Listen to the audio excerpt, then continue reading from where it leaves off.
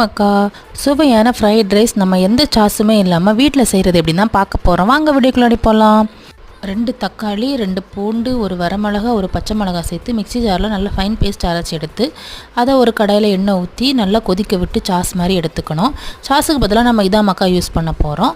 அப்புறமா தேவையான அளவு காய்கறி எடுத்து வச்சுக்கோங்க. நான் இன்றைக்கி கேப்சிகம், கேரட், அப்புறமா உள்ளி எடுத்து வச்சுருக்கேன்.